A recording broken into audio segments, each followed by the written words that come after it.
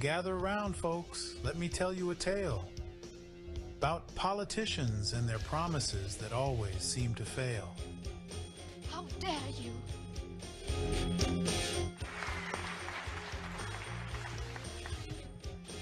There is no planet B. There is no planet blah. Blah, blah, blah. Blah, blah, blah. Good morning, good afternoon, good evening. Top of the time zone. I'm Alan C. You're with Johnnie J in the house, here on the Innervision FM universe. You're not going to want to miss today's podcast. Brought to you by Colorado Art Relief Fund, Eeny Meeny Grants, Bonefields Foundation, Chinook Foundation, Christian Brothers Moving Company, based in the great state of Texas, Englewood, Colorado, and Phoenix, Arizona. Also, Richard Damiano of the Littleton Eye Clinic. Stay with us. Oh my God. That's who we love, and that's who we serve. Is it running now? Yes. Hi, everybody. This is the Godfather Soul, James Brown. I tell you, this business is on. My man is on. Check him out. This is the Godfather Soul, James Brown, saying stay with it and hit it. Well, okay. Thank you. Hey, well, thank you for joining us this afternoon. Today is going to be a flashback show. So we're taking a little bit time off for the seasons, and we're showing you the best of Innervision. And these shows, we want you to share, subscribe, leave your comments below. We're going to also try to share some of these shows to YouTube, since they put us in YouTube jail until February 13th. So, hey, well, it is what it is. But we thank you for joining us, and we want you to enjoy the show. And if you feel like supporting our nonprofit, you can go to your Cash App, which is $Innervision with a capital J, and you can support our program through your donations. It's greatly appreciated. Or if you have Venmo, you can go to Johnnie, Johnnnie Johnson 87, and also support Innervision and what we do. And if you want to be a sponsor of Innervision, if you're a business out there, if you're just an individual, there's ways that you can support us as well. If you want to be a volunteer, let us know that as well at info@Innervision FM. That's info@Innervision FM. Now, without any further ado, let's get into today's show. Sometimes we'll get submissions and it'll be, here's my new song, would you please play it on the radio? And it was ripped at 128 kbps. That shit won't fly. It just doesn't work. Not anymore when the standard is 320, even for streaming. So you have to have the right format to start with. WAV file, 320 file, some kind of lossless file is great, but I got to know who you are, where I can find you, what's your website, what's your socials, where can I learn about you, because if I drop the needle on that song for 20 seconds and I like it, I'm like, oh shit, I need to find out who the hell you are, and all of a sudden I got nowhere to go because you haven't given me anything. And trust me when I tell you, I collect over 400 submissions a year. I'm not going to take the time to go digging if it requires that. Even if I like the song, I'm going to like pass, because I want to talk. I'm a DJ. I like to talk about the people on the air. No, I think that's perfect. And I know Nikki answered this question a little earlier, so do you want to add to that? You need a hit. Send me a hit. That's the truth. Like, you need a hit. Like, a lot of you know when you do subpar work. You know it in your heart. If you stop down on something and you're like, I could have really did that better, or my overdubs wasn't recorded right, or you know what, I really have a cuss word in this and I'm going to submit it anyway, they'll never hear it. That's baloney, because we listen on headphones, like deeply, because it's our FCC license that's on the line, and I am not losing my license over independent artists. Love you, but you don't have the $250,000 it can cost for me to lose my license. Not going to do it. I think that really just fine-tuning and refining. It's not about quantity. It is all about quality. So do less music. If you only have a fixed budget of $5,000 to go into the studio and record, don't think you're gonna come out the studio with 5,000 tracks, right? You might only come out with 2, but make those 2 tracks fire. And don't just give them to your family to review, because they love you. They're obligated to like what you do. You're a reflection of them, so unless you got that one auntie or family member that's like that is not great. Give it to people who don't know you. Let them listen to you. Let them hear you. People that are surprised that you do music. Get their feedback, and don't be mad when they give you earnest feedback and tell you something is whack. Do not take it personally. You've got to separate yourself so that you can drive yourself forward to being a stronger artist. Perfect, thank you so much. This next question is for DJ K-Tone, and this is in terms of making music with the DJs and promoters in mind. What steps do artists need to do when they are preparing their tracks for the marketplace? Well, I say the first thing, main thing they need to do is do research in that market. Every market is different. You want to go around, you want to go to the clubs, you want to go to the bars, you want to see what's popping in that area. If you're really trying to make music for that market and grab a hold of the people in that city, the promoters, get their attention, find out what's going on in that market.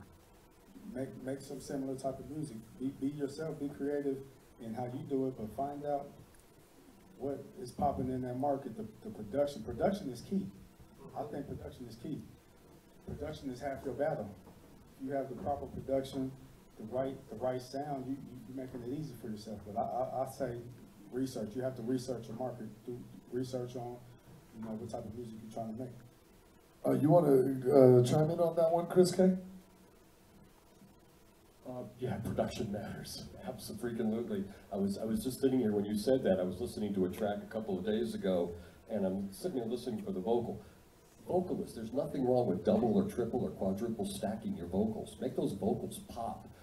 Unless you're a metal band, metal vocals, and as an audio engineer, I've mixed hundreds of metal bands over the last 30 years. Those vocals are pushed in back of everything else. But if you're doing music that you want those vocals and that story to pop, good God, double track those vocals, duplicate them, do something, make those vocals pop. But production, I hear a lot of stuff that's overly compressed for the sake of loudness. So when I look at it, when I drop it in my DAW, it's bouncing over 100%. That means you're crushing it. Now radio will compress that, so at about a 10-to-1 ratio. So if you think about what you hear on FM radio in your car, that's running at about 96 kbps. It's terrible audio, right? So what you want to do is when you're in the production room is don't overly compress. Don't make that sound so thick that the elements don't pop once it gets pushed out on a radio station. Perfect answer, thank you so much. We're gonna go to John Blaze on this next question, and then Nikki will follow up. So, John Blaze, in terms of artists working with DJ pools, collaborators, people like Southwest Alliance, Core DJs, DigiWax, Innovators, Spin Stats, all these other platforms, what do artists need to do in building relationships with DJs and curators? I mean, I think that's probably one of the most important things is creating relationships. Opportunity creates opportunity, I always say. And the more network you have, the more opportunities you have. And in this business, you need every break that you can get. And having relationships, just knowing the DJs. I look at some of the artists in Phoenix that have had success. And there's one particular, I was working in Old Town Scottsdale, for those who've been there, Party Central in Phoenix. Every Friday on one of my gigs, one of the artists would come see me, he'd buy me a drink, just say hello, and he wouldn't push a record on me every time. But if he had one, I was more prone to, take a listen. And he wouldn't even make me play it then. He'd say, just, it's in your email. But I think the point is he created that relationship. So every time I saw him, it was business, you know what I mean? And we had that relationship up until today. So I feel like relationships are very key because, we get hit up a lot. You know what I mean? I know K-Tone understands this, and I know you guys do. And we're busy. When we're not DJing on weekends or doing parties, we're looking for records, and we can't just play everything. So, if you again, going back to the professionalism, how you present yourself, it helps. But having the relationships with DJs, because those will lead to other situations, because a lot of us are on radio. A A lot of us are at music conferences like this. We're always looking for the next thing. I've had about 2 or 3 of you that I've met today ask me, well, who's your favorite in Phoenix, and who's making noise? You know what I mean? And I feel like that's an opportunity for that artist and all of us to kind of just further that to more opportunities. Perfect. Real quick before we go to Nikki, when we do go to break, there are silent sessions. You will see them in your planner there. You can scan and go listen to. There are several pieces not only about using your departments, but collaborating with other sources. Please listen to that over break or when you have a chance. Nikki, if you want to follow up with that same question. You know, I love the DJ pools. I love the DJ pools because they're at the street level first. And so we have a relationship. Like, I think people think that radio stations don't have relationships with external DJs because we have our own staff that are mixers and doing the work of that piece. But we utilize the same leverage that DJs use, right? And our relationship with them lets us know about your work ethic. I'm like, oh, okay, Tony, like, you know, I was listening to this, I got this record, tell me a little bit more because you've seen that artist move faster than what I've seen. So give me some 411. So if you show up in a plastic way to K-Tone, which is, I mean, K-Tone accepts everybody and he loves everyone, but he also tells me the truth. And if you show up to him in a way that isn't honest, earnest, or, you know, sincere, he's gonna be like, oh, no, that's a hard no. Bad work ethic, doesn't want to do this, isn't dedicated, and then corroborate that. I have something that I call the power of 3. 3 separate sources that don't know each other can collaborate on something if I have a question. And so I'll go ask Tona, and I might go ask Unique, and I might go ask somebody else who's maybe not in the market who's heard the music though. And then I'll get ascension that way if it's something that I'm doing that's really impactful, or if we're looking to move and sit behind an artist. And so that relationship, and we have a wonderful and brilliant relationship with the Southwest Alliance, and I really have to thank K-Tone and Antonio for really helping us put the foundation into 104.7 as a tentpole of our commitment to the community, of highlighting independent artists. So important, but it wouldn't have worked if we didn't have that same relationship that each of you need with the DJs. They're centerpiece. They understand what's moving, they see the crowds, they know, oh yeah, that was really hot over here, this was cracking in the strip clubs. Whatever it is, they really, really can bring that forward, and they're your biggest marketing ally. So if you don't have a real marketing team at that point, you got these DJs. Yes, no doubt. Real quick, John Blaze, before, I'm gonna let Chris K go. Go ahead and add to that. Just to add on to that, I was at a conference in early November for RIMCOR. RIMCOR stands for Rocky Mountain Community Radio. I believe you guys are a part of RIMCOR, maybe. So it's about 20 radio stations from here, Colorado, New Mexico, Utah, what have you. There was a point made, I was on a panel there, and one of the executive directors made a point that all of their stations are free form. Now, some of these stations might have 60, 70, 80, 100, 140 different DJs on the air. You think of KGNU, you think of KRFC up in Fort Collins, or some of the others in our state. And the point they made was, these DJs may not know who you are, but if you're coming through their towns and you're going to play in Grand Junction, Salida, Buena Vista, Durango, Telluride, wherever, hook up with those local non-commercial community radio stations, because those DJs, they would love to have you come in and talk about your music. So that interaction between you and that specific DJ on that radio station in that town might draw you an extra 5 or 10 or 15 more people to your event. Perfect. Go ahead, John Blaze, add to that.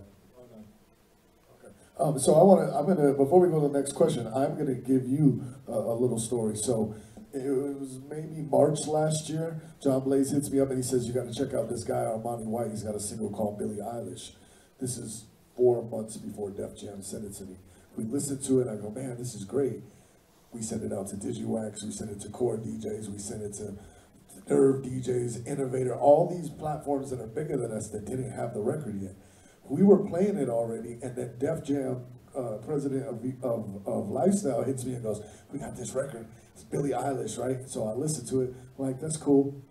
The next day, Tom Brady tweets the song, right? And the guy just happens to be scheduled on the Southwest Alliance call the same day, right?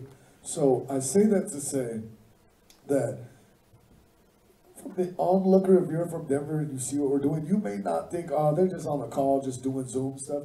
You don't know who we're talking to on the back end. They're talking to Shade 4-5. It's going to see millions of people. We're blasting it to 600 other DJs. You may only hear 3 of us on the call, but you don't know what we're doing after and where that record goes. Billie Eilish went gold last week. All 3 of us sitting right here are going to get a plaque this year for breaking that record. You see what I'm saying? So, really, and that is, we didn't have to leave Colorado and go live in LA or New York. They came to us from New York and said, here, we need your section to play this record, right? So don't undervalue, just because maybe you grew up in Montbello and you've known K-Tone since you were 10. That doesn't mean that what he's doing isn't valuable beyond that because you know him like that. It just means that you have a personal relationship with someone who can get your music in front of God knows who. And if I asked him, he has a million stories where he's been in the room with X, Y, and Z, and he could have passed your record, but maybe you didn't get the record right to it. Maybe you were like, yeah, K-Tone, don't play my music, so I'm not sending him some. You're shooting yourself in the foot, so don't underestimate those things. And that brings me to my next question, and we'll go John Blaze first.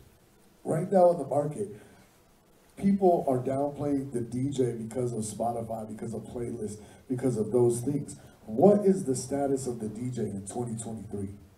That's a very good question. Well, I think prior or pre-COVID, we were really losing a lot of steam on what the DJ job and role was. And, I think technology has really changed the way we listen to music. We were talking about radio here today, but you have so many options to listen to music. Me and Tona, we kind of made a brand and name off doing mixtapes, which were literally on the CDs, you know what I mean? And that went away. So everything's just evolving and changing, but coming into COVID, everything shut down. And we had a lot more time. And DJs weren't working in the clubs anymore. We were at home.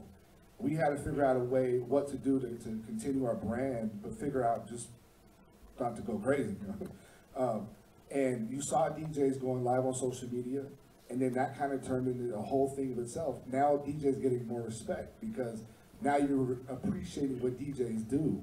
You can listen to playlists, you can create your own playlist, have every great record, you know what I mean, that people either are listening to or haven't heard yet, but it's not going to be the way it's played when a DJ does it because the DJs, we have a skill. You know what I mean? We look at who's in the crowd. We know what we could play, when to play, how to play it. Another DJ could play the same exact music that I play, and I guarantee you it's not going to be the same way you hear it. And I feel like COVID kind of brought that back. And now, with the relationships with radio and DJs, and I know DJs the jobs are kind of being, the whole industry is kind of just shrinking. But now more platforms are beginning. That's why I created a radio station, that's global, it's digital. You can go to the website, you can download the app, and I have multiple DJs on my station. Now we're putting music in, all the way to satellite radio. We have relationships with The Drop, who's playing music from Arizona. That wouldn't happen without opportunities with networking relationships. So I think that's something. Yeah. I want Nikki to touch on this because The Drop features all kinds of different DJs. They have them live, they're with Unique, and from all kinds of styles. So what's the status of the DJ right now, Nikki? I said this earlier, it's one of the most important components. I never see the relationship broken, and if we are misevaluating the role of a DJ, then that's on the person who's misevaluating it because it allows me to have a greater extension. Former program director for a radio station, I needed the extension into community, and the only way I could do that was to have a deep team. Now, I only have so much money to spend on staffing. However, the role of the DJ could extend our brand into markets like Arizona, into Colorado Springs, into Pueblo, and we can start to put our tentacles out there, and we can bring back a wider variety of sounds. And so the DJ to me will always be effervescent. Now, for on air, people say that radio is dead, and I think that is the biggest fallacy in history. It's like, seeing a bad commercial or believing fake news. Radio is not going anywhere, and it's not going to go anywhere. And I will say it this way: when you saw the wars and all the things going down in Ukraine, there was one industry that maintained itself the whole time. It was radio. That connective tissue, no matter what, even if you're listening to Spotify or your own in-car DJ on a regular basis, you're still going to tune into radio a little bit, just to find out what is cool, what's happening, where the concerts are, can I win tickets? Even if you're just a prize pig and you want to go out and you want to win some stuff, it's good, you're still going to listen to me at least 15 minutes out of the day. And it may not even be consistent. It might be 2 minutes over here, a minute over here. It doesn't matter. Radio is not dying. It's just evolving, just like the music industry is. So the role of DJs, critical and always will be. We work in tandem to each other because, again, it's a sanctioning of the culture. Hip-hop music, and I'm only going to talk about hip-hop music is sanctioned by the DJs. It was started by the DJs. It was a house party that started the movement. And that was because the DJ broke the beats, and then now we are here. Perfect. So that's what I would say about that. I want to get to some questions from you guys, but I do want K-Tone to answer that just a little bit because, listen, he's went through every stage, and people still get excited when they see him playing live on the radio and just got tagged in a reel yesterday. What's the status of the DJ today? The DJ is the most important factor to me. Okay, I have a question. How many artists in the room? Oh, that's a lot of artists. I didn't know that many artists. How many artists have relationships with DJs right now? How many artists have benefited off of their relationship with the DJ in some capacity? I mean, that's what it is. That's it. Nikki has the mic here. If you have a question, please raise your hand, and let's get a few questions before we go to lunch. Go ahead and go on up to, I can't see who that is. Hypnotic. Shout out to Hypnotic, one of the guys who just continues to build, and the concert app, if you haven't seen it, Q, not a C concert app. What's up? So I think this question is for to help other artists as well, but how long do you listen to a full song or the first like 10 seconds, 30 seconds? How long do you actually listen and how important is that intro to a song? Great question. Well, for me, I start with 10. I start with 10. It depends on what happens in that 10. And that 10 is mostly the production. So if the beat doesn't even catch me, I might skip it. You know what I mean? Then I'll give it 30. Then if it's really going, I'll listen to it. But I start with 10. And it's only because, man, we just don't have that much time. You know what I'm saying? We don't have that much time, so you got to catch us. And artists, please, listen, I'm just give you this game. Don't put no 20, 30, 40-second intro on your song. Amen. Stop doing that. Could you say that one more time? We don't need the 10, 20, 30-second intro. We don't need any intro. Don't do no talking. We don't want to hear any of that. You just don't waste your time. Back in the radio days, we called that, when I was working with vinyl records back in the 80s and 70s, 80s, and 90s, we called it needle dropping. So I was a music director at a rock station. We'd get a stack like this to come through the door. And Monday or Tuesdays were call days. So I would sit there and I'd have to burn through this stack. Little turntable right there, you get 10 seconds. Oh shit, that's working, that's working. You get your 20, you get your 30. And then I slip it over and I do an A-B. Because the premise of my show is I'm going to play One Republic and Diane Reeves and Earth, Wind & Fire, all Colorado music, but then I'm going to sneak your shit right in the middle of that and see if it stands up production-wise, if it stands up to your voice, all that. Now you might get a little bit. Now I'm going to throw it in my Spotify playlist, jam it in my car while I'm driving around, and I might listen to it a couple of 3 times, and I go, yeah, it's not really working. Drop. So yeah, needle dropping, 10 seconds, baby. I say something on my intro. I do FM on Sundays in Phoenix, and I say John Blaze. I'm the fastest ear in the Southwest, 8 seconds or less. And it's funny, but it's kind of true because we, as DJs, our ears are very good. You know what I'm saying? Not just on understanding what a hit and a hit isn't, but on the quality. You know, you've been in radio for years. You understand this? K-Tone said it too. Production. Like, we can tell if it's something we're going to play off jump, like in the first couple seconds. Number one, you can tell on the production, you know, and number two, the beat's got to hit. And if I hear another damn tag, purchase your trucks today. No, it's got to be something original, man. And I get so many records, and I promise I listen to everything just to, like, entertain myself sometimes. Right. And I'm like, hold on, that's the same beat that so-and-so used that we're already playing. So again, you know, I know there's a lot of instrumentals out there and beats. Look, at the end of the day, you got to be original because we probably heard that beat. If you're not buying it, well, even if you're leasing it, you know what I'm saying? We probably heard it. So just little things like that. Yeah, DJ packs, right to it. That's what the point is. We're talking about DJ packs, so look into that. Go ahead, Nikki. Oh, no, I was just Another question? Wick Jones. Great producer. If y'all don't know him, make sure you look up Wick Jones. He's an awesome producer. Yeah, so I just wanted to talk about like metadata, you know, in MP3s, waves, you know, for radio versus DJs. Like, how do you guys need the metadata and what file format? So I want to talk about that real quick because I deal with the metadata a lot because I do the publishing admin for people. I've done publishing admin for Gorilla Zoe, Zaytoven, Young Dro, artists who are platinum, right? The metadata is super important in terms of you should have the image embedded in the metadata. You should have your name in the metadata. You should have your ISRC or UPC code in the metadata so that when it's registered and she plays it on the radio, they count it and then not BDS anymore, but media base goes, oh, this song has been played 80 times. Digital radio tracker goes, this song has been played 80 times. If you don't know how to edit the metadata in the silent sessions, I have a labeling and publishing 5-minute tutorial. All you gotta do is listen to it and listen.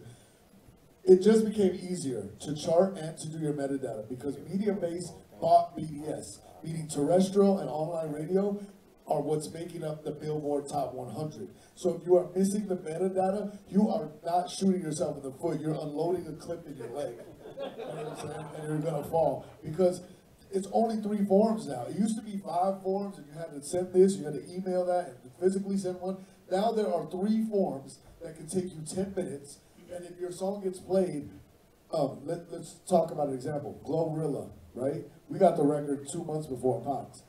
It's on a station that we're all 3 on. Every DJ on there played it twice in an hour for a month. That's how she got popping to get the deal. 1 station, 30 DJs.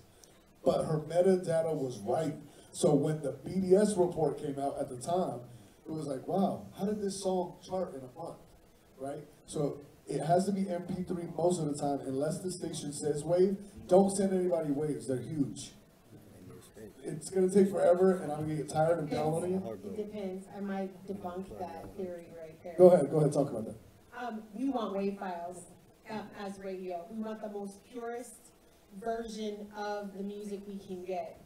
And the reason why we don't, we'll take an MP3, it's cool. That's why we say wave, and we lead with what we prefer, or MP3. And the reason why is because when you get an MP3, it's compressed. Our airwaves are going to compress it. Our systems are going to compress it even more, as what you stated before. But we want a wave. We want the purest form of that element that we can receive to be ingested into our. But it's about knowing your medium, though, right? It's like about knowing who you're submitting it to. And this is like a resume. This is, if you guys walk out of here with nothing else but this, think of this as a resume builder. When you're submitting music to any station, you are like, I adore you. You know this already. We've had many conversations. You are very professional and you come through every way. When I ask for something from you, I get it before I ask for it to be done. Right? You get it to me before I said, I want it on the 8th, you get it to me on the 7th. You get it on the 6th, you get it on the 1st, you get it whenever. It's always early, so I appreciate that from you. When you're submitting, really pay attention to that. This is a resume builder. So like when you apply for a job, you know the best way to do it is to tailor your resume. Each submission should be tailored for that particular medium. If I'm asking in terrestrial radio for you to submit in one way, that doesn't mean that that's the formula that you need to submit when you go to ICON. They can have a different requirement. And what we get is blanket submissions. Dear sir or madam, we get those. Hey DJ, we get those too. Reviewing panel, we get that too. And we're so explicit about who it is, we tell you, hey, send it to this person. Send this is this. And I talk about it on the air on a regular basis during Colorado Local Love. And you're really specific, and I'm like, this artist, I've called artists out over the year about their way that they've submitted their music, right? Metadata is critical. This is like, not paying yourself. He says, shooting yourself in the leg. No, this is costing you money. Think of it this way. Somebody's taking money and you didn't give authorization to take their money. That's how it works, and in that space. And so metadata is critical. And when you look at the car and an RDS, which is the display for in car, that's all from what you guys give us. And if you don't give us the right information, and it's some old thing and you never ever went back and took care of it, you actually can't. And somebody loves your song, trust and believe. You get it in text messages upstairs all the time. It's on you. That person could have looked at the radio and said, oh, that's that artist, I want to learn more. But if you didn't put your name on it, they're not going to see it. They're going to see AMP, $, all the rest of those things, and it happens really frequently. Before you even let that track out of the studio to let anybody else, even your friends, hear it, complete your process. Complete your process. This is a business. The easiest part is getting in the studio and recording. The hardest part is the work that you got to do to get your music out. Period. We got time for one or two more questions. Who's next? Hi, so I just wanted you to repeat the 3 things that needs to be for the metadata. Yes. So metadata, obviously first your name. If your name isn't on there, I can't find the song to play it. If it's just the song title, I'm not going to be able to find it in the catalog. It's going to get lost in the catalog of, how many songs do you guys have? Probably 10,000? 8,000 that are active songs. So your name on it, number 1. Number 2, the title, the correct title of the song. Because people send out the original name that was on the beat, but the song is called This Love, but it says amp shit on the song. And you're like, what's the name of the song? Like, what the hell? You know? And then your publishing information. Your ISRC code, your UPC code should be in that metadata, because that is how BDS, Mediabase, SoundScan, Sound Exchange, Harry Fox, that's how you get a check. You cannot get paid from Fader if it's not registered to Sound Exchange and the metadata is in there, so Sound Exchange can say, oh, look, this song played on Fader 50 times last month, right? Song, name, the name of your name, name of the song, publishing information. And then my last question is, so, and I've been in radio, just so you know, I work with PBS in Albuquerque and also Intercom, but not in the DJ booth, you know, not on air. What is, so when you're submitting, you said it needs to have in that package, obviously the wave, you know, the metadata. What else? You want the information, where the website you want to buy or press, like what is the elements that that package has to have? Talk about that, John, please. Well, for the track alone, I mean, it's always great to have, you know, a bio or even an EPK, that helps too. But for DJs, even especially record pools, like I said, we can now upload to DigiWax 50,000 DJs. So there's a side of the music that artists you don't see. It's the DJ side. We are members to these pools. I know you've heard of that. And we go in there and all the hot records, it could be Future, Drake, you know, Nicki, and then now it might be an independent artist. Well, if you're next to Nicki, Drake, and Future, or like to Janet Jackson, you need to look the same. So you need to submit your music the same way to DJs or to radio. That's a DJ pack. The DJ pack consists of the dirty version, you know, you probably did, right? The street version, whatever you call it, main version. You want to make a clean version for radio, because if it's a radio record, they're going to want it. Already do it when you're in the studio mixing and mastering. And then you want to do an intro version for each one of those. That's where it's 8 bars of the beat just playing, right? And then it goes into the song. One for the dirty and one for the clean. So now you got 4 records. Well, while you're at it, go and throw in a 5th track in there and put the instrumental. Okay. Right? So then, and the reason for the intro on these records is because when we're mixing, any DJ, every hook and chorus in a song is usually 8 bars in hip hop, at least, or in country and everything actually. That's where we start to mix.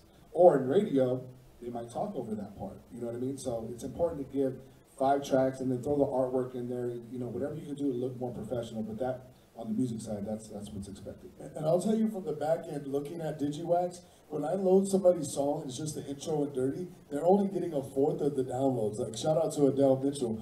I loaded his song, Second Chances, had all 6 versions. He got over 100 downloads from DJs that don't know him, that we don't know, because they saw an intro clean, they saw an acapella instrumental, and they said, I could be creative by having those things, or I could throw Rihanna's beat under his vocals because it fits BPM wise.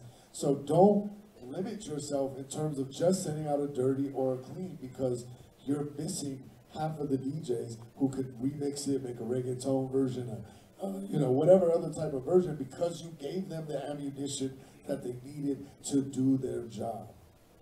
I will say I download the intro version before I download the regular version every time. And I take artists more serious. If I see the intro, I'll just download those before anything. Absolutely. Chris, if you have anything else to add to that, yeah, go ahead and give it to him. And then we'll break for lunch. Name, website, socials, wave, those are the four primaries for the industry side, the side of the industry I work in. You guys are like all talking big things, I get it. But when it comes to folk, country, blues, AAA, rock, any of that type of stuff, if it's, you know, it's not, we're not mixing it at a club or doing a beat show or something like that. We need the basics. We need your name. We need to know where to find you, and we need a clean record. No F-bombs in the song. Although that goes to a safe harbor thing, and there are stations now that after 10 o'clock at night will drop tracks with F-bombs called safe harbor. I love it. I love it. Please make some noise for our panel. Give them a hand. Thank you guys so much. We're going to go to networking and then lunch. We'll be back at 2 o'clock. The next panel, democratization of music, starts at 2:15. So please get some lunch. Feel free to eat some more snacks. And talk to everybody that you see here. And please come back, because we've got a couple more hours of a lot of information. Thank you guys for sticking around. Let's go to have some lunch. Yeah, Maybe it will be something new.